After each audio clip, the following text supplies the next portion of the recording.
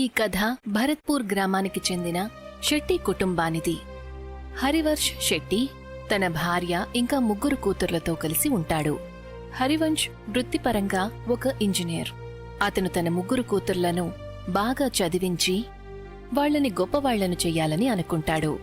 ఊరి వాళ్లందరూ కూడా హరివంశ్ కూతుర్లను చదివించడానికి బదులు వాళ్ల పెళ్లిళ్ల కోసం డబ్బులు సంపాదించి దాచిపెట్టాలని చెప్తారు. కాని హరివంశ్ శెట్టి తనకి నచ్చినట్టుగానే చేస్తాడు. అతను ఎవరి మాటలు వినిపించుకోడు, నచ్చిందే చేస్తాడు. ఒకరోజు ఆఫీస్కి వెళ్తున్నప్పుడు హరివంశ్కి దారిలో ఊర్మిళా పిన్నిగారు కనిపిస్తారు. బాబూ, కూతుర్లను అంతగా చదివించొద్దని నేన్నీకు ముందుగానే చెప్పాను కదా. మరి నేను విన్నది నిజమేనా? వాళ్లని విదేశాలకు పంపించడానికి ఏర్పాట్లు చేస్తున్నావట? అవును పిన్నిగారు, ఈ కాలం పిల్లలు బాగా చదువుకుంటున్నారు. అందరూ వాళ్ళ కాళ్ళ మీద నిలబడుతున్నారు. నేను కూడా నా కూతుళ్లను బాగా చదివించాలనుకుంటున్నాను. వాళ్ళు చదువుకుని వాళ్ళ కాళ్ళ మీద నిలబడితే ఆ తర్వాత పెళ్లి గురించి ఆలోచిస్తాను. కానీ బాబూ, వాళ్లకి పెళ్లిళ్ళు... అయ్యో పిన్నిగారు, ఇంకా వాళ్ళు 3 చాలా చిన్నవాళ్లు. మీరేం కంగారు పడకండి, నేనున్నాను కదా, అంతా నేను చూసుకుంటాను. ఆ మాట చెప్పి హరివంశ్ తన ఆఫీస్కి చేరుకుంటాడు. ఆఫీస్కి వెళ్లిన తరువాత తనకి కబురందుతుంది. ఊర్లో భూకంపం వచ్చింది అని, మొత్తం అంతా కుప్పకూలిపోయిందని. హరివంశ్ ఇంటికి తిరిగి వెళ్తాడు. తను చూసేసరికి తన ఊరంతా కూడా నాశనమైపోయి ఉంటుంది. అరే, ఏంటి ఇలా జరిగింది? నేను నాశనమైపోయాను, సర్వనాశనమైపోయాను. ఇప్పుడు భవిష్యత్తు ఎలా ఉంటుందో ఏమో. నా కూతుళ్ళు విదేశాలకు ఎలా వెళ్తారు? పై చదువులు ఎలా చదువుకుంటారు? చూడండి, నష్టమైతే ఊరంతటికీ జరిగింది. కాని ఆ భగవంతుడి దయ వల్ల మనలో ఎవరికీ ఏమీ కాలేదు. అందరూ త్వరగా ఊరిని ఖాళీ చేయండి. ఇది సర్కారు వారి ఆజ్ఞ. ఇక్కడ ఇంకా పెద్ద భూకంపం రాబోతుంది. చూస్తూ ఉండగానే ఊరంతా కూడా నది దాటటానికి ఒక చోటికి చేరుతుంది. అందరూ నది ఒడ్డున నిలబడి ఎదురు చూస్తూ ఉంటారు.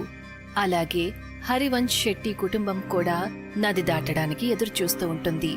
హరివంశ్ ఏదో ఆలోచిస్తూ ఉంటాడు. అప్పుడే తన భుజం మీద ఎవరో చెయ్యి వేస్తారు. హరివంశ్ వెనక్కి తిరిగి చూసేసరికి తను భయపడతాడు. రక్తంతో తడిసిపోయున్న ఒక వ్యక్తి తనతో ఇలా అంటాడు. నువ్వు నన్ను చాలా ఎదురుచూసేలా చేశావు. మొత్తానికి నువ్వు మాకు ఇవాళ చిక్కావు. హరివంశ్ ఆ వ్యక్తిని చూసి భయపడతాడు. అతను అటూ ఇటూ చూస్తాడు. అందరూ కూడా నార్మల్గా ఉంటారు. ఎలా అనిపిస్తుందంటే హరివంశ్కి తప్ప ఇంకెవరికీ కూడా ఆ వ్యక్తి కనిపించట్లేదు.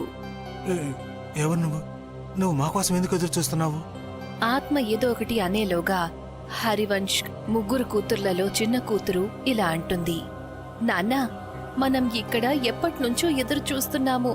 అందరి నంబరు వస్తోంది, కానీ మన నంబర్ మాత్రం ఎందుకు రావట్లేదు?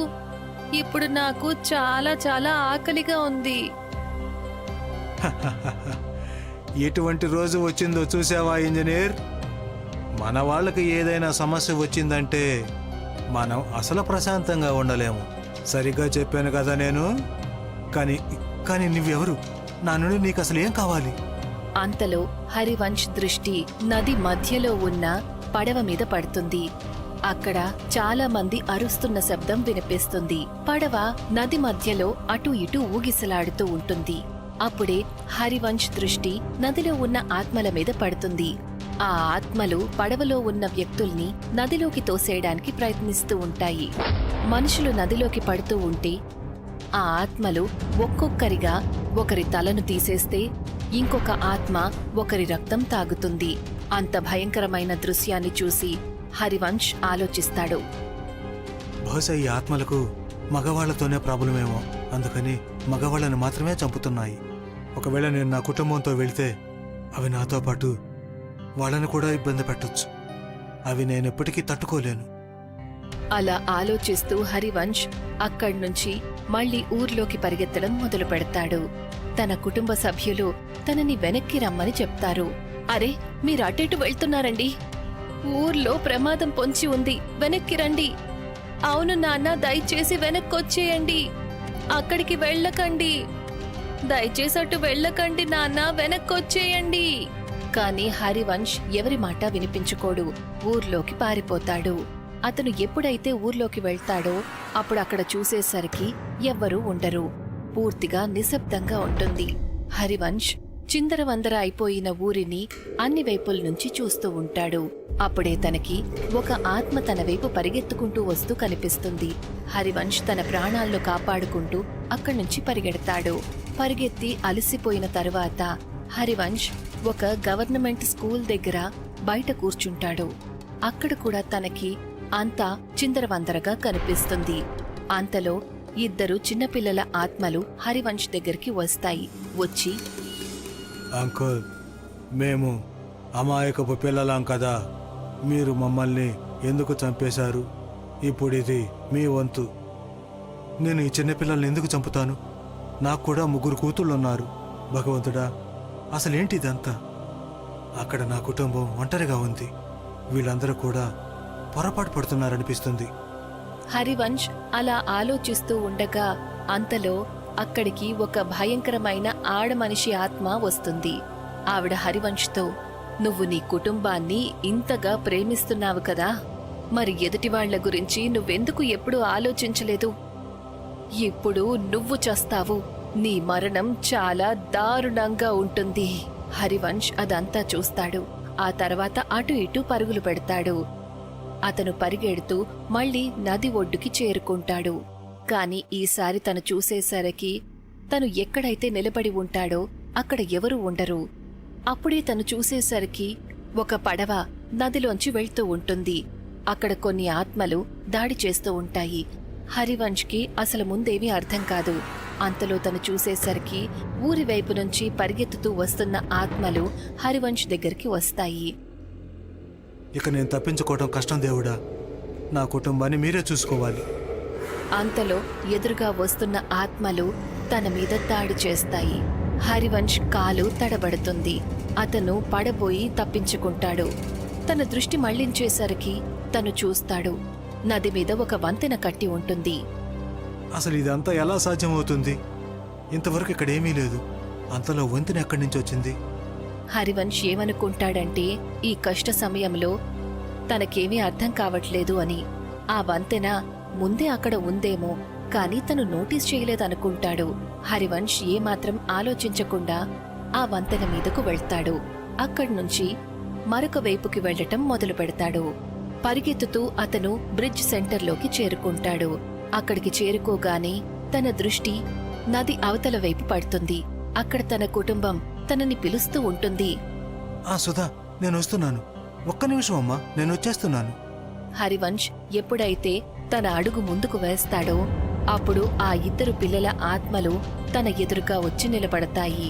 అతను వాళ్ళని చూసి భయపడతాడు. వెనక్కి తిరిగి చూస్తాడు. తను చూసేసరికి చాలా భయంకరమైన ఆత్మలు అతన్నే చూస్తూ ఉంటాయి. లేదు, ఇక నేను తప్పించుకోవడం కష్టం. నేనేం తప్పు చేశానో కూడా నాకు తెలియదు. ఇదంతా నాకే ఎందుకు జరుగుతుంది? అంతలో వాళ్లల్లో ఒక ఆత్మ అతనితో ఇలా అంటుంది, నేను ఇతన్ని వదిలిపెట్టను. ఇతని వల్లనే నేను నా కుటుంబానికి దూరం అయ్యాను. ఇతను ప్రాణాలతో ఉండటం చాలా ప్రమాదకరం. ఒకవేళ ఇవాళ మనం ఇతను వదిలేస్తే ఇంకా ఎంతో మందిని ఇతను పొట్టన పెట్టుకుంటాడు. నన్ను వదిలేయండి. మీరందరూ ఏదో పొరపాటు పడుతున్నారు. నేను ఎవరిని ఏమీ చేయలేదు. అంతలో మరొక ఆత్మ హరివంశ్ దగ్గరికి వస్తుంది. ఆ ఆత్మ, హరివంశ్, నీకు గుర్తుందా?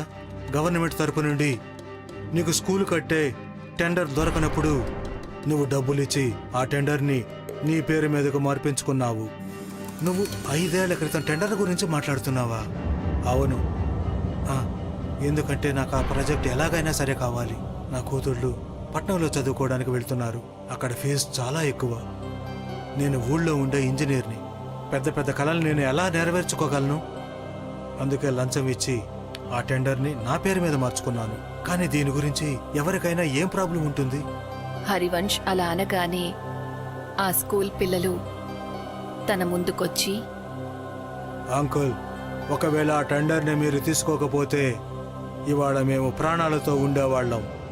అంటే ఏంటి దీని అర్థం? దీని అర్థం చాలా సింపుల్ అంకుల్. మీరు మీ పిల్లల భవిష్యత్తుని దృష్టిలో పెట్టుకున్నారు, కానీ ఊర్లో ఉండే పేద కుటుంబాల పిల్లల గురించి అసలేమీ పట్టించుకోలేదు. అందుకనే టెండర్ని మీ పేరు మీద మార్చుకున్నారు. డబ్బులు సంపాదించే విషయంలో మీరు చీప్ మెటీరియల్ని ఉపయోగించారు. ఆ కారణంగా మా స్కూల్ ఎంతో కాలం కాకుండానే కుప్పకూలిపోయింది. మాలాంటి వేల మంది పిల్లలు ప్రాణాలు కోల్పోయారు. ఆ మాట విని హరివంశ్ నోరు వెళ్లబుచ్చుకుని చూస్తాడు. అతనేదో ఒకటి అనేలోపే ఒక ముసలావిడ హరివంశ్ దగ్గరికి వస్తుంది. ఆవిడ, మనిషివి కాదు, నువ్వు రాక్షసుడివి. నా పిల్లలు, నా భర్తని మింగేశావు. ఇక నువ్వు చావాలి. నీ కుటుంబ సభ్యులు నీ చావుని తమాషా చూస్తారు. ఆ ఆత్మల మధ్యలో నుంచి 2 వ్యక్తుల ఆత్మలు వస్తాయి. హరివంశ్ని గాలిలో తలకిందులుగా వేళ్లాడదీస్తాయి. తలకిందులుగా వేళ్లాడుతున్న హరివంశ్, నేను చేసిన తప్పు క్షమించరాయింది. అయినా సరే నేను మీ అందరినీ చేతులు జోడించి క్షమాపణ అడుగుతున్నాను. నా తప్పుని క్షమించండి. అంతలో ఆత్మల శక్తితో తలకిందులుగా వేళ్లాడుతూ ఉన్న హరివంశ్ చక్రంలాగా గుండ్రంగా తిరగడం మొదలు పెడతాడు. నువ్వేమీ పొరపాఠం చేయలేదు హరివంశ్. అంతా ఆలోచించే చేశావు. నువ్వేదైతే చేసావో దానిని పాపం అంటారు. పాపానికి క్షమాపణ ఉండదు, శిక్ష మాత్రమే ఉంటుంది. దానిని నీకు మేము విధిస్తాం. లేదు లేదు, నేనేది కావాలని చేయలేదు. ప్లీజ్ నన్ను క్షమించండి. దయచేసి నన్ను వదిలేయండి. ఇవాళ నిన్ను ఈ లోకం నుండి పంపించడానికే వచ్చాము. బహుశా నువ్వు మర్చిపోతున్నట్టున్నావు ఇంజనీర్. నువ్వు ఈ ఊర్లో ఆ స్కూల్ను మాత్రమే కాదు, గవర్నమెంట్ హాస్పిటల్ను కూడా కట్టించావు. ఊర్లో ఇంకా బోలెడన్ని ప్రాజెక్ట్స్ ఉన్నాయి, నువ్వు పూర్తి చేసినవి. అన్నట్టు ఇప్పుడు నువ్వు ఏ బ్రిడ్జి మీదైతే ఉన్నావో దీన్ని కూడా నువ్వే కదా కట్టించావు. నీకు అసలు గుర్తుందా? నువ్వు కట్టించిన ప్రాజెక్ట్స్ అన్నీ కూడా ఒకేలా ఉన్నాయి. అందుకే నువ్వు 1, 2 కాదు, ఎన్నో వేల మరణాలకి నువ్వు బాధ్యుడివి. అదంతా విని హరివంశ్కి తను చేసిన తప్పులన్నీ కూడా గుర్తుకొస్తాయి. అతను వాళ్ళందరితో ఇలా అంటాడు. అవును, నేను అన్నిటినీ ఒప్పుకుంటున్నాను. అన్ని తప్పుల్ని ఒప్పుకుంటున్నాను. నేను దోషిని. కానీ ప్రతి తండ్రి తన పిల్లల సంతోషం కోసం ఏదైనా చేస్తాడు. నేను కూడా నా పిల్లల భవిష్యత్తు కోసం ఇలానే చేశాను. నిజానికి నేను ఈ విషయాన్ని ఒప్పుకుంటున్నాను. నేనేదైతే చేశానో అదంతా తప్పే. హరివంశ్ మాటల వల్ల ఎవరూ కూడా ప్రభావితం కారు. చూస్తూ ఉండగానే ఆ ఆత్మలు అక్కడ్నుంచి ఒక్కొక్కటిగా మాయమైపోతాయి. హరివంశ్కి ఏమీ అర్థం కాదు, ఏం జరుగుతోంది అని. అతను గాలిలో తలకిందులుగా వేళ్లాడుతూ ఉంటాడు. తనకసలు ఎవరూ కనిపించరు, అందరూ మాయమైపోతారు. అక్కడ తన కుటుంబం పడవలో వెళ్లిపోతూ ఉంటుంది. అతను దూరం నుంచి తన కుటుంబాన్ని నదికి అవతల వైపు వెళ్లటం చూస్తాడు. ఏ బ్రిడ్జ్ మీదైతే అతను తలకిందులుగా వేళ్లాడుతూ ఉంటాడో ఆ బ్రిడ్జ్ కూడా నెమ్మదిగా మాయమైపోతుంది. హరివంశ్ ఎప్పుడైతే ఆకాశంలో నది మధ్యలో తలకిందులుగా వేళ్లాడుతూ కనిపిస్తాడో అతను చూసేసరికి తన చుట్టుపక్కల తనలాగే మిగతా ఆత్మలు కూడా తలకిందులుగా వేళ్లాడుతూ ఉంటాయి. అతను వాటిని చూసి భయపడతాడు. నువ్వు, నీకు తోడుగా ఉన్న వాళ్ళందరూ కూడా ఇక ఈ లోకంలో ఉండరు. ఇక ముందు కూడా ఎప్పుడైతే నీలాంటి వాళ్ళు ఇలాంటి పనులు చేస్తారో మేము వాళ్ళకి శిక్ష విధించటానికి వస్తాము. ఆ మాట చెప్పి ఆత్మలన్నీ కూడా హరివంశ్ మీద దాడి చేస్తాయి. ఈ కథ భరత్పూర్ గ్రామానికి చెందిన శెట్టి కుటుంబానిది. హరివర్ష్ శెట్టి తన భార్య ఇంకా 3 కూతుర్లతో కలిసి ఉంటాడు. హరివంశ్ వృత్తిపరంగా ఒక ఇంజనీర్. అతను తన 3 కూతుర్లను బాగా చదివించి వాళ్లని గొప్పవాళ్లను చెయ్యాలని అనుకుంటాడు. ఊరి వాళ్లందరూ కూడా హరివంశ్ కూతుర్లను చదివించడానికి బదులు వాళ్ల పెళ్లిళ్ల కోసం డబ్బులు సంపాదించి దాచిపెట్టాలని చెప్తారు. కాని హరివంశ్ శెట్టి తనకి నచ్చినట్టుగానే చేస్తాడు. అతను ఎవరి మాటలు వినిపించుకోడు, నచ్చిందే చేస్తాడు. ఒకరోజు ఆఫీస్కి వెళ్తున్నప్పుడు హరివంశ్కి దారిలో ఊర్మిళా పిన్నిగారు కనిపిస్తారు. బాబూ, కూతుర్లను అంతగా చదివించొద్దని నేన్నీకు ముందుగానే చెప్పాను కదా. మరి నేను విన్నది నిజమేనా? వాళ్లని విదేశాలకు పంపించడానికి ఏర్పాట్లు చేస్తున్నావట? అవును పిన్నిగారు, ఈ కాలం పిల్లలు బాగా చదువుకుంటున్నారు. అందరూ వాళ్ళ కాళ్ళ మీద నిలబడుతున్నారు. నేను కూడా నా కూతుళ్లను బాగా చదివించాలనుకుంటున్నాను. వాళ్ళు చదువుకొని వాళ్ళ కాళ్ళ మీద నిలబడితే ఆ తర్వాత పెళ్లి గురించి ఆలోచిస్తాను. కానీ బాబూ, వాళ్ళకి పెళ్లిళ్ళు. అయ్యో పిన్ని గారు, ఇంకా వాళ్ళు ముగ్గురు చాలా చిన్నవాళ్ళు. మీరేం కంగారు పడకండి, నేనున్నాను కదా, అంతా నేను చూసుకుంటాను. ఆ మాట చెప్పి హరివంశ్ తన ఆఫీస్కి చేరుకుంటాడు. ఆఫీస్కి వెళ్లిన తరువాత తనకి కబురందుతుంది. ఊర్లో భూకంపం వచ్చింది అని, మొత్తం అంతా కుప్పకూలిపోయిందని. హరివంశ్ ఇంటికి తిరిగి వెళ్తాడు. తను చూసేసరికి తన ఊరంతా కూడా నాశనమైపోయి ఉంటుంది. అరే ఏంటి ఇలా జరిగింది? నేను నాశనమైపోయాను, సర్వనాశనమైపోయాను. ఇప్పుడు భవిష్యత్తు ఎలా ఉంటుందో ఏమో. నా కూతుళ్ళు విదేశాలకు ఎలా వెళ్తారు? పై చదువులు ఎలా చదువుకుంటారు? చూడండి, నష్టమైతే ఊరంతటికీ జరిగింది, కాని ఆ భగవంతుడి దయ వల్ల మనలో ఎవరికీ ఏమీ కాలేదు. అందరూ త్వరగా ఊరిని ఖాళీ చేయండి. ఇది సర్కారు వారి ఆజ్ఞ. ఇక్కడ ఇంకా పెద్ద భూకంపం రాబోతుంది. చూస్తూ ఉండగానే ఊరంతా కూడా నది దాటటానికి ఒక చోటికి చేరుతుంది. అందరూ నది ఒడ్డున నిలబడి ఎదురు చూస్తూ ఉంటారు. అలాగే హరివంశ్ శెట్టి కుటుంబం కూడా నది దాటడానికి ఎదురు చూస్తూ ఉంటుంది. హరివంశ్ ఏదో ఆలోచిస్తూ ఉంటాడు. అప్పుడే తన భుజం మీద ఎవరో చెయ్యి వేస్తారు. హరివంశ్ వెనక్కి తిరిగి చూసేసరికి తను భయపడతాడు. రక్తంతో తడిసిపోయున్న ఒక వ్యక్తి తనతో ఇలా అంటాడు. నువ్వు నన్ను చాలా ఎదురు చూసేలా చేశావు. మొత్తానికి నువ్వు మాకు ఇవాళ చిక్కావు. హరివంశ్ ఆ వ్యక్తిని చూసి భయపడతాడు. అతను అటూ ఇటూ చూస్తాడు. అందరూ కూడా నార్మల్గా ఉంటారు. ఎలా అనిపిస్తుందంటే హరివంశ్కి తప్ప ఇంకెవరికీ కూడా ఆ వ్యక్తి కనిపించట్లేదు. ఎవరు నువ్వు? నువ్వు మా కోసం ఎందుకు ఎదురు చూస్తున్నావు? ఆత్మ ఏదో ఒకటి అనేలోగా హరివంశ్ ముగ్గురు కూతుర్లలో చిన్న కూతురు ఇలా అంటుంది. నాన్నా, మనం ఇక్కడ ఎప్పటినుంచో ఎదురు చూస్తున్నాము. అందరి నంబరు వస్తోంది, కాని మన నంబర్ మాత్రం ఎందుకు రావట్లేదు? ఇప్పుడు నాకు చాలా చాలా ఆకలిగా ఉంది. ఎటువంటి రోజు వచ్చిందో చూసావా ఇంజనీర్? మన వాళ్ళకి ఏదైనా సమస్య వచ్చిందంటే మనం అసలు ప్రశాంతంగా ఉండలేము. సరిగ్గా చెప్పాను కదా నేను. కానీ నువ్వెవరు? నా నుండి నీకు అసలు ఏం కావాలి? అంతలో హరివంశ్ దృష్టి నది మధ్యలో ఉన్న పడవ మీద పడుతుంది.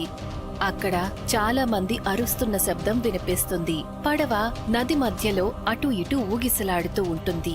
అప్పుడే హరివంశ్ దృష్టి నదిలో ఉన్న ఆత్మల మీద పడుతుంది. ఆ ఆత్మలు పడవలో ఉన్న వ్యక్తుల్ని నదిలోకి తోసేయడానికి ప్రయత్నిస్తూ ఉంటాయి. మనుషులు నదిలోకి పడుతూ ఉంటే ఆ ఆత్మలు ఒక్కొక్కరిగా ఒకరి తలను తీసేస్తే ఇంకొక ఆత్మ ఒకరి రక్తం తాగుతుంది. అంత భయంకరమైన దృశ్యాన్ని చూసి హరివంశ్ ఆలోచిస్తాడు. బహుశా ఈ ఆత్మలకు మగవాళ్లతోనే ప్రాబ్లమేమో, అందుకని మగవాళ్ళని మాత్రమే చంపుతున్నాయి. ఒకవేళ నేను నా కుటుంబంతో వెళ్తే అవి నాతో పాటు వాళ్ళని కూడా ఇబ్బంది పెట్టొచ్చు. అవి నేనెప్పటికీ తట్టుకోలేను. అలా ఆలోచిస్తూ హరివంశ్ అక్కడ్నుంచి మళ్లీ ఊర్లోకి పరిగెత్తడం మొదలు పెడతాడు. తన కుటుంబ సభ్యులు తనని వెనక్కి రమ్మని చెప్తారు. అరే, మీరు అటెటు వెళ్తున్నారండి? ఊర్లో ప్రమాదం పొంచి ఉంది, వెనక్కి రండి. అవును నాన్న, దయచేసి వెనక్కొచ్చేయండి. అక్కడికి వెళ్ళకండి. దయచేసి అటు వెళ్ళకండి నాన్న, వెనక్కొచ్చేయండి. కాని హరివంశ్ ఎవరి మాట వినిపించుకోడు. ఊర్లోకి పారిపోతాడు. అతను ఎప్పుడైతే ఊర్లోకి వెళ్తాడో అప్పుడు అక్కడ చూసేసరికి ఎవ్వరూ ఉండరు. పూర్తిగా నిశ్శబ్దంగా ఉంటుంది. హరివంశ్ చిందరవందర అయిపోయిన ఊరిని అన్ని వైపుల నుంచి చూస్తూ ఉంటాడు. అప్పుడే తనకి ఒక ఆత్మ తన వైపు పరిగెత్తుకుంటూ వస్తూ కనిపిస్తుంది. హరివంశ్ తన ప్రాణాలను కాపాడుకుంటూ అక్కడి నుంచి పరిగెడతాడు. పరిగెత్తి అలసిపోయిన తరువాత హరివంశ్ ఒక గవర్నమెంట్ స్కూల్ దగ్గర బయట కూర్చుంటాడు. అక్కడ కూడా తనకి అంతా చిందరవందరగా కనిపిస్తుంది. అంతలో ఇద్దరు చిన్నపిల్లల ఆత్మలు హరివంశ్ దగ్గరికి వస్తాయి. వచ్చి, అంకుల్, మేము అమాయకపు పిల్లలాం కదా, మీరు మమ్మల్ని ఎందుకు చంపేశారు? ఇప్పుడిది మీ వంతు. నేను ఈ చిన్నపిల్లల్ని ఎందుకు చంపుతాను? నాకు కూడా 3 కూతుళ్ళున్నారు. భగవంతుడా, అసలేంటి ఇదంతా? అక్కడ నా కుటుంబం ఒంటరిగా ఉంది. వీళ్ళందరూ కూడా పొరపాటు పడుతున్నారనిపిస్తుంది.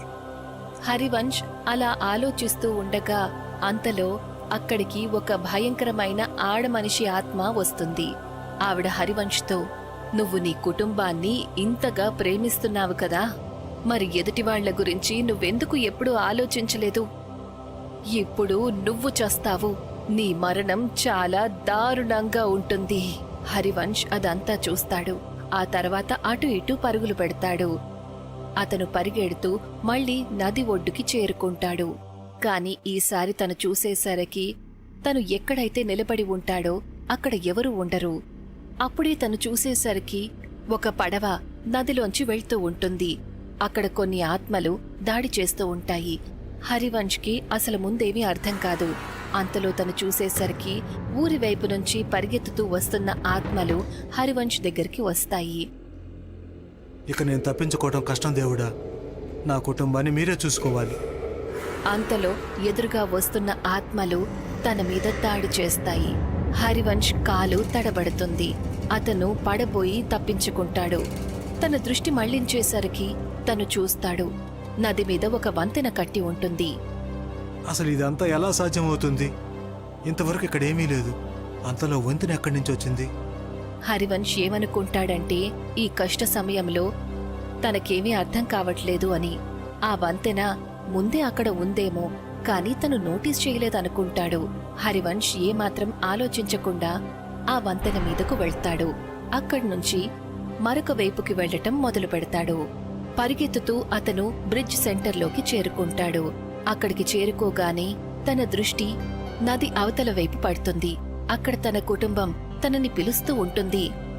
సుధా, నేను వస్తున్నాను. ఒక్క నిమిషం అమ్మా, నేను వచ్చేస్తున్నాను. హరివంశ్ ఎప్పుడైతే తన అడుగు ముందుకు వేస్తాడో అప్పుడు ఆ ఇద్దరు పిల్లల ఆత్మలు తన ఎదురుగా వచ్చి నిలబడతాయి. అతను వాళ్ళని చూసి భయపడతాడు. వెనక్కి తిరిగి చూస్తాడు. తను చూసేసరికి చాలా భయంకరమైన ఆత్మలు అతన్నే చూస్తూ ఉంటాయి. లేదు, ఇక నేను తప్పించుకోవడం కష్టం. నేనేం తప్పు చేశానో కూడా నాకు తెలియదు. ఇదంతా నాకే ఎందుకు జరుగుతుంది? అంతలో వాళ్లల్లో ఒక ఆత్మ అతనితో ఇలా అంటుంది. నేను ఇతన్ని వదిలిపెట్టను. ఇతని వల్లనే నేను నా కుటుంబానికి దూరం అయ్యాను. ఇతను ప్రాణాలతో ఉండటం చాలా ప్రమాదకరం. ఒకవేళ ఇవాళ మనం ఇతను వదిలేస్తే ఇంకా ఎంతో మందిని ఇతను పొట్టన పెట్టుకుంటాడు. నన్ను వదిలేయండి. మీరందరూ ఏదో పొరపాటు పడుతున్నారు. నేను ఎవరిని ఏమీ చేయలేదు. అంతలో మరొక ఆత్మ హరివంశ్ దగ్గరికి వస్తుంది. ఆ ఆత్మ, హరివంశ్, నీకు గుర్తుందా? గవర్నమెంట్ తరపు నుండి నీకు స్కూల్ కట్టే టెండర్ దొరకనప్పుడు నువ్వు డబ్బులిచ్చి ఆ టెండర్ని నీ పేరు మీదకు మార్పించుకున్నావు. నువ్వు 5 ఏళ్ల క్రితం టెండర్ గురించి మాట్లాడుతున్నావా? అవును. ఎందుకంటే నాకు ఆ ప్రాజెక్ట్ ఎలాగైనా సరే కావాలి. నా కూతుళ్ళు పట్నంలో చదువుకోవడానికి వెళ్తున్నారు. అక్కడ ఫీజు చాలా ఎక్కువ. నేను ఊళ్ళో ఉండే ఇంజనీర్ని. పెద్ద పెద్ద కళలు నేను ఎలా నెరవేర్చుకోగలను? అందుకే లంచం ఇచ్చి ఆ టెండర్ని నా పేరు మీద మార్చుకున్నాను. కానీ దీని గురించి ఎవరికైనా ఏం ప్రాబ్లం ఉంటుంది? హరివంశ్ అలా అనగానే ఆ స్కూల్ పిల్లలు తన ముందుకొచ్చి, అంకుల్, ఒకవేళ ఆ టెండర్ని మీరు తీసుకోకపోతే ఇవాళ మేము ప్రాణాలతో ఉండేవాళ్ళం. అంటే ఏంటి దీని అర్థం? దీని అర్థం చాలా సింపుల్ అంకుల్. మీరు మీ పిల్లల భవిష్యత్తుని దృష్టిలో పెట్టుకున్నారు, కానీ ఊళ్ళో ఉండే పేద కుటుంబాల పిల్లల గురించి అసలేమీ పట్టించుకోలేదు. అందుకనే టెండర్ని మీ పేరు మీద మార్చుకున్నారు. డబ్బులు సంపాదించే విషయంలో మీరు చీప్ మెటీరియల్ని ఉపయోగించారు. ఆ కారణంగా మా స్కూల్ ఎంతో కాలం కాకుండానే కుప్పకూలిపోయింది. మాలాంటి 1000 మంది పిల్లలు ప్రాణాలు కోల్పోయారు. ఆ మాట విని హరివంశ్ నోరు వెళ్లబుచ్చుకుని చూస్తాడు. అతనేదో ఒకటి అనేలోపే ఒక ముసలావిడ హరివంశ్ దగ్గరికి వస్తుంది. ఆవిడ, మనిషివి కాదు, నువ్వు రాక్షసుడివి. నా పిల్లలు, నా భర్తని మింగేశావు. ఇక నువ్వు చావాలి.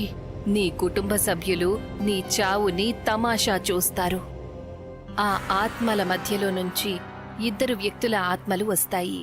హరివంశ్ని గాలిలో తలకిందులుగా వేళ్లాడదీస్తాయి. తలకిందులుగా వేళ్లాడుతున్న హరివంశ్, నేను చేసిన తప్పు క్షమించరాయింది. అయినా సరే నేను మీ అందరినీ చేతులు జోడించి క్షమాపణ అడుగుతున్నాను. నా తప్పుని క్షమించండి. అంతలో ఆత్మల శక్తితో తలకిందులుగా వేళ్లాడుతూ ఉన్న హరివంశ్ చక్రంలాగా గుండ్రంగా తిరగడం మొదలు పెడతాడు. నువ్వేమీ పొరపాఠం చేయలేదు హరివంశ్. అంతా ఆలోచించే చేశావు. నువ్వేదైతే చేశావో దానిని పాపం అంటారు. పాపానికి క్షమాపణ ఉండదు, శిక్ష మాత్రమే ఉంటుంది. దానిని నీకు మేము విధిస్తాం. లేదు లేదు, నేనేది కావాలని చేయలేదు. ప్లీజ్ నన్ను క్షమించండి. దయచేసి నన్ను వదిలేయండి. ఇవాళ నిన్ను ఈ లోకం నుండి పంపించడానికే వచ్చాము. బహుశా నువ్వు మర్చిపోతున్నట్టున్నావు ఇంజనీర్. నువ్వు ఈ ఊర్లో ఆ స్కూల్ను మాత్రమే కాదు, గవర్నమెంట్ హాస్పిటల్ను కూడా కట్టించావు. ఊర్లో ఇంకా బోలెడన్ని ప్రాజెక్ట్స్ ఉన్నాయి, నువ్వు పూర్తి చేసినవి. అన్నట్టు ఇప్పుడు నువ్వు ఏ బ్రిడ్జ్ మీద అయితే ఉన్నావో దీన్ని కూడా నువ్వే కదా కట్టించావు. నీకు అసలు గుర్తుందా? నువ్వు కట్టించిన ప్రాజెక్ట్స్ అన్నీ కూడా ఒకేలా ఉన్నాయి. అందుకే నువ్వు 1-2 కాదు, ఎన్నో వేల మరణాలకి నువ్వు బాధ్యుడివి. అదంతా విని హరివంశ్కి తను చేసిన తప్పులన్నీ కూడా గుర్తుకొస్తాయి. అతను వాళ్ళందరితో ఇలా అంటాడు. అవును, నేను అన్నిటినీ ఒప్పుకుంటున్నాను. అన్ని తప్పుల్ని ఒప్పుకుంటున్నాను. నేను దోషిని. కానీ ప్రతి తండ్రి తన పిల్లల సంతోషం కోసం ఏదైనా చేస్తాడు. నేను కూడా నా పిల్లల భవిష్యత్తు కోసం ఇలానే చేశాను. నిజానికి నేను ఈ విషయాన్ని ఒప్పుకుంటున్నాను. నేనేదైతే చేశానో అదంతా తప్పే. హరివంశ్ మాటల వల్ల ఎవరూ కూడా ప్రభావితం కారు. చూస్తూ ఉండగానే ఆ ఆత్మలు అక్కడ్నుంచి ఒక్కొక్కటిగా మాయమైపోతాయి. హరివంశ్కి ఏమీ అర్థం కాదు ఏం జరుగుతోంది అని. అతను గాలిలో తలకిందులుగా వేళ్లాడుతూ ఉంటాడు. తనకసలు ఎవరూ కనిపించరు, అందరూ మాయమైపోతారు. అక్కడ తన కుటుంబం పడవలో వెళ్లిపోతూ ఉంటుంది. అతను దూరం నుంచి తన కుటుంబాన్ని నదికి అవతల వైపు వెళ్లటం చూస్తాడు. ఏ బ్రిడ్జ్ మీదైతే అతను తలకిందులుగా వేళ్లాడుతూ ఉంటాడో ఆ బ్రిడ్జ్ కూడా నెమ్మదిగా మాయమైపోతుంది.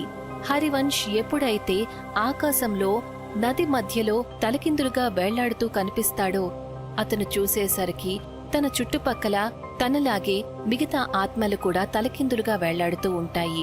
అతను వాటిని చూసి భయపడతాడు. నువ్వు, నీకు తోడుగా ఉన్న వాళ్ళందరూ కూడా ఇక ఈ లోకంలో ఉండరు.